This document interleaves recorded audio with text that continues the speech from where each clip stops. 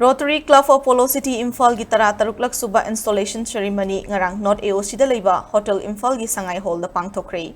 Thoram aduda Manipur Legislative Assembly gi Speaker Thoksom Saitabrata, Rotary Club of Polo City Imphal lising ani kungamari kungamanga gi President Ilangbam Sovit, Rotary Club of Polo City Imphal lising ani kunmanga kuntaruk ki President Dr. R.K. Ratan Kumar, Club asigi lising ani kungamari kungamanga gi Secretary Sanglakpam Presojit Sharma amasong lising ani kungamanga kungataruk ki Secretary Indra Kumar su saruk yaki. Thorong ki manung chana club asina piba Rotary Vocational Award Special Recognition Award chingsu Lanthokkhre. I pau ki lamda SKTV ki Bureau in charge Priyobarta Sharma pongnafam pauche ki crime reporter Sagol Sem Vigyanda Award Lanthokkhre. Sana khona bagi lamda thangta huyan lanlong ki lamda mingchat kaya purakrabi Dr. Gurumayum Asarani amasung education under person with differently able ki oina Khairakpam Budichandra da award sing Lanthokkhre.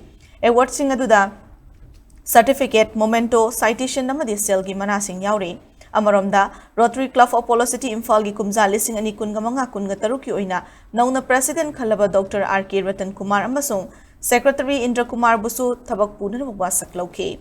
Thoramadu da saruk yakiba Manipur Legislative Assembly gi Speaker Thoksom Saitabrata Fongdokhibada Rotary Club ki damak miyam ki damak paikhalakliba thabak thoram sing tasing na apenba oi. Miyam ki damak thabak tauba asigum leipak ki damak club asina thabak taubada saruk yaraklabadi hen apenba oi gani haiki.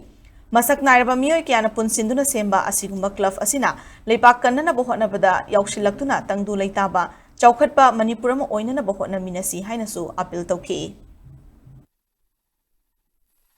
Magi hidam tawjaru thabak singda yamna mai pak ngaba miwi sing kya punsilaga semba Rotary Club sina tawbi hiba phaba thong mayam mo ngasai pabi dai ta jawi yam nungai pungna harauje kari maram amagi hek darkar le pada akhoi isa se ready de leje adum soin me cooperate tawjagani haiba wapam sima Ojiksi leba ki oiba yamna nungaiba tangkakti oide mayamgi thamoida songnaba pendaba makhan makha kya gi awaba adum mayongnari mayama masi work out tawda kamaina phangedagi sidasu Rotary Club adum sobi abibe ya ima leba nusiba haibse khoi khudima ki thamoida cheli adu ima leba bokan baje khoi thongni adu kana makhadi ima leba kanni adu labu kan hanneramba adu labu ngati ko ima leba Manipur si kanchi akhoi punna sobi aminasi ai wo phongdo thamjaraga ai punna maku onka hanne ko mona khuramjeri